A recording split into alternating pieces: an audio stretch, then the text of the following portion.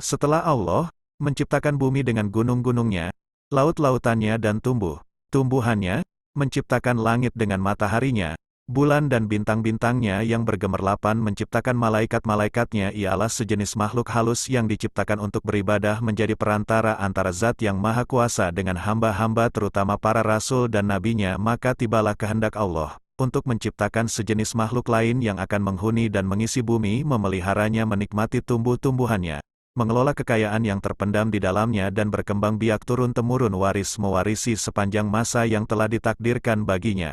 Kekhawatiran para malaikat ketika diberitahukan oleh Allah akan kehendaknya menciptakan makhluk lain itu, mereka khawatir kalau kehendak Allah menciptakan makhluk yang lain itu, disebabkan kecuaian atau kelalaian mereka dalam ibadah dan menjalankan tugas, atau karena pelanggaran yang mereka lakukan tanpa disadari. Berkata mereka kepada Allah, "Wahai Tuhan kami, buat apa Tuhan menciptakan makhluk lain selain kami? Padahal kami selalu bertasbih, bertahmid, melakukan ibadah dan mengagungkan nama-Mu tanpa henti-hentinya, sedang makhluk yang Tuhan akan ciptakan dan turunkan ke bumi itu nescaya akan bertengkar satu dengan lain, akan saling bunuh-membunuh, berebutan menguasai kekayaan alam yang terlihat di atasnya dan terpendam di dalamnya, sehingga akan terjadilah kerusakan dan kehancuran di atas bumi yang Tuhan ciptakan itu." Allah berfirman, menghilangkan kekhawatiran para malaikat itu, "Aku mengetahui apa yang kamu tidak ketahui dan aku sendirilah yang mengetahui hikmat penguasaan Bani Adam atas bumiku. Bila aku telah menciptakannya dan meniupkan roh kepadanya, bersujudlah kamu di hadapan makhluk baru itu sebagai penghormatan dan bukan sebagai sujud ibadah. Karena Allah melarang hambanya beribadah kepada sesama makhluknya."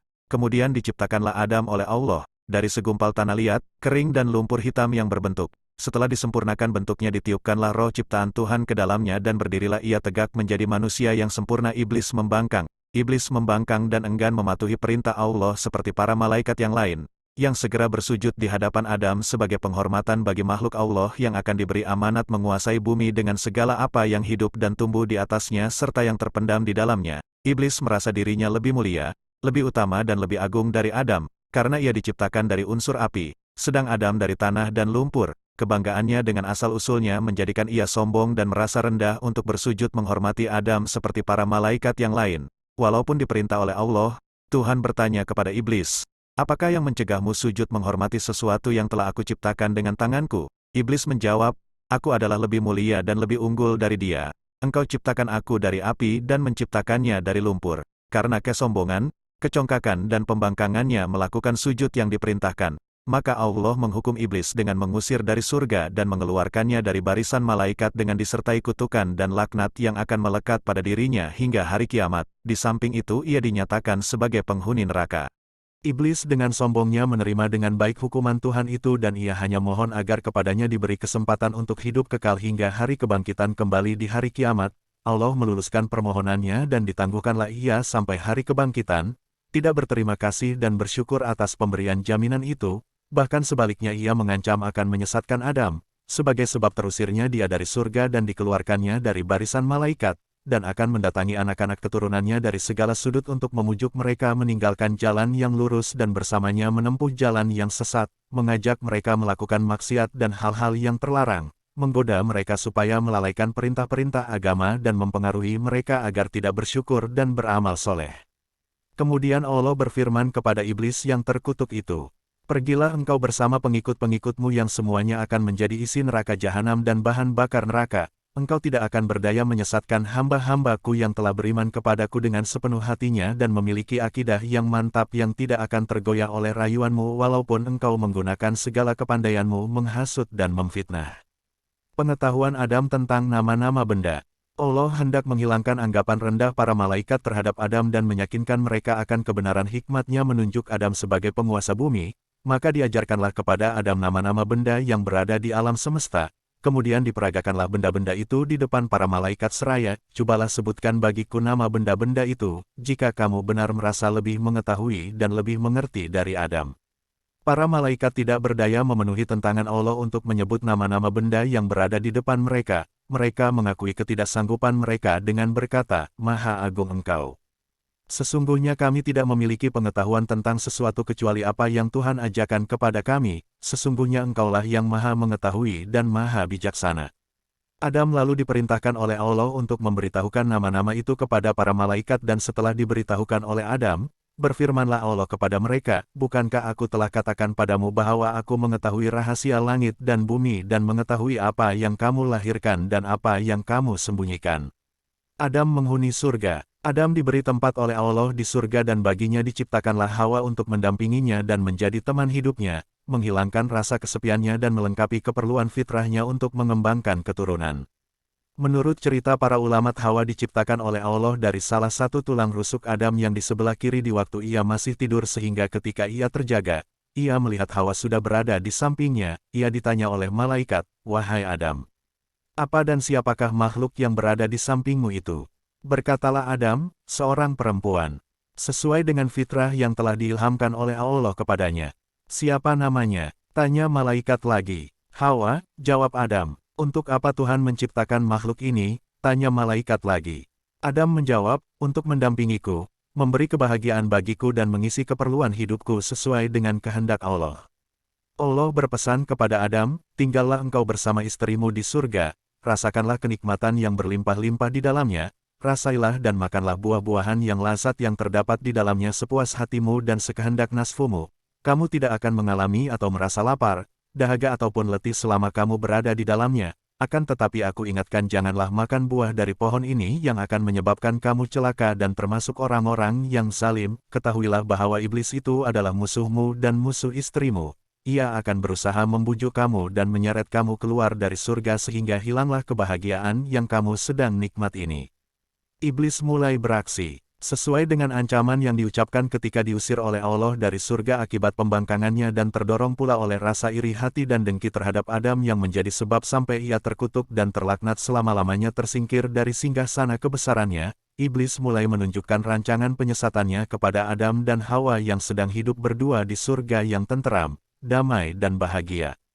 Ia menyatakan kepada mereka bahwa ia adalah kawan mereka dan ingin memberi nasihat dan petunjuk untuk kebaikan dan mengekalkan kebahagiaan mereka. Segala cara dan kata-kata halus digunakan oleh iblis untuk mendapatkan kepercayaan Adam dan Hawa bahwa ia betul-betul jujur dalam nasihat dan petunjuknya kepada mereka. Ia membisikkan kepada mereka bahwa larangan Tuhan kepada mereka memakan buah-buah yang ditunjuk itu adalah karena dengan memakan buah itu mereka akan menjelma menjadi malaikat dan akan hidup kekal. Diulang-ulangilah bujukannya dengan menunjukkan akan harumnya bau pohon yang dilarang, indah bentuk buahnya dan lazat rasanya, sehingga pada akhirnya termakanlah bujukan yang halus itu oleh Adam dan Hawa dan dilanggarlah larangan Tuhan. Allah mencela perbuatan mereka itu dan berfirman yang bermaksud, "Tidakkah aku mencegah kamu mendekati pohon itu dan memakan dari buahnya, dan tidakkah aku telah ingatkan kamu bahwa Syaitan itu adalah musuhmu yang nyata?" Adam dan Hawa mendengar firman Allah itu, sadarlah ia bahwa mereka telah terlanggar perintah Allah dan bahwa mereka telah melakukan suatu kesalahan dan dosa besar. Seraya menyesal berkatalah mereka, "Wahai Tuhan kami, kami telah menganiaya diri kami sendiri dan telah melanggar perintah-Mu karena terkena bujukan iblis. Ampunilah dosa kami karena nescaya kami akan tergolong orang-orang yang rugi bila Engkau tidak mengampuni dan mengasihi kami." Adam dan Hawa diturunkan ke bumi. Allah telah menerima taubat Adam dan Hawa serta mengampuni perbuatan pelanggaran yang mereka telah lakukan, hal mana telah melegakan dada mereka dan menghilangkan rasa sedih akibat kelalaian peringatan Tuhan tentang iblis sehingga terjerumus menjadi mangsa bujukan dan rayuannya yang manis namun beracun itu. Adam dan Hawa merasa tenteram kembali setelah menerima pengampunan Allah dan selanjutnya akan menjaga jangan sampai tertipu lagi oleh iblis dan akan berusaha agar pelanggaran yang telah dilakukan dan menimbulkan murka dan teguran Tuhan itu menjadi pengajaran bagi mereka berdua untuk lebih berhati-hati menghadapi tipu daya dan bujukan iblis yang terlaknat itu. Harapan untuk tinggal terus di surga yang telah pudar karena perbuatan pelanggaran perintah Allah hidup kembali dalam hati dan pikiran Adam dan Hawa yang merasa kenikmatan dan kebahagiaan hidup mereka di surga tidak akan terganggu oleh sesuatu dan bahwa reda Allah serta rahmat-Nya akan tetap melimpah di atas mereka untuk selama-lamanya. Akan tetapi Allah telah menentukan dalam takdir-Nya apa yang tidak terlintas dalam hati dan tidak terfikirkan oleh mereka. Allah Subhanahu wa Ta'ala yang telah menentukan dalam takdir-Nya bahwa bumi yang penuh dengan kekayaan untuk dikelolanya akan dikuasai kepada manusia keturunan Adam, memerintahkan Adam dan Hawa turun ke bumi sebagai benih pertama dari hamba-hambanya yang bernama manusia itu. Berfirmanlah Allah kepada mereka, turunlah kamu ke bumi sebagian daripada kamu menjadi musuh bagi sebagian yang lain kamu dapat tinggal tetap dan hidup di sana sampai waktu yang telah ditentukan. Turunlah Adam dan Hawa ke bumi menghadapi cara hidup baru yang jauh berlainan dengan hidup di surga yang pernah dialami dan yang tidak akan berulang kembali. Mereka harus menempuh hidup di dunia yang fana ini dengan suka dan dukanya dan akan menurunkan umat manusia yang beraneka ragam sifat dan tabiatnya berbeda-beda warna kulit dan kecerdasan otaknya, umat manusia yang akan berkelompok-kelompok menjadi suku-suku dan bangsa-bangsa di mana yang satu menjadi musuh yang lain saling bunuh-membunuh aniaya menganiayanya dan tindas-menindas sehingga dari waktu ke waktu Allah mengutus nabi-nabinya dan rasul-rasulnya memimpin hamba-hambanya ke jalan yang lurus penuh damai kasih sayang di antara sesama manusia jalan yang menuju kepada redanya dan kebahagiaan manusia di dunia dan akhirat. Kisah Adam dalam Al-Quran. Al-Quran menceritakan kisah Adam dalam beberapa surah di antaranya surah Al-Baqarah ayat 30 sehingga ayat 38 dan surah Al-A'raf ayat 11 sehingga 25. Pengajaran yang terdapat dari kisah Adam. Bahwasanya hikmah yang terkandung dalam perintah-perintah dan larangan-larangan Allah dan dalam apa yang diciptakannya kadangkala tidak atau belum dapat dicapai ul otak manusia bahkan oleh makhluknya yang terdekat sebagaimana telah dialami oleh para malaikat tatkala diberitahu bahwa Allah akan menciptakan manusia, keturunan Adam untuk menjadi khalifahnya di bumi sehingga mereka seakan-akan berkeberatan dan bertanya-tanya mengapa dan untuk apa Allah menciptakan jenis makhluk lain daripada mereka yang sudah patuh rajin beribadat, bertasbih, bertahmid dan mengagungkan namanya. Bahwasanya manusia walaupun ia telah dikurniakan kecerdasan berpikir dan kekuatan fisikal dan mental ia tetap mempunyai beberapa kelemahan pada dirinya seperti sifat lalai, lupa dan hilaf. Hal mana telah terjadi pada diri Nabi Adam yang walaupun ia telah menjadi manusia yang sempurna dan dikaruniakan kedudukan yang istimewa di surga ia tetap tidak terhindar dari sifat-sifat manusia yang lemah itu, ia telah lupa dan melalaikan peringatan Allah kepadanya tentang pohon terlarang dan tentang iblis yang menjadi musuhnya dan musuh seluruh keturunannya, sehingga terperangkap ke dalam tipu daya dan terjadilah pelanggaran pertama yang dilakukan oleh manusia terhadap larangan Allah. Bahwasanya seseorang yang telah terlanjur melakukan maksiat dan berbuat dosa tidaklah ia sepatutnya berputus asa dari rahmat dan ampunan Tuhan asalkan ia sadar akan kesalahannya dan bertaubat tidak akan melakukannya kembali. Rahmat Allah dan makfirahnya dapat mencakup segala dosa yang diperbuat oleh hambanya kecuali syirik bagaimanapun besar dosa itu asalkan diikuti dengan kesadaran bertaubat dan pengakuan kesalahan.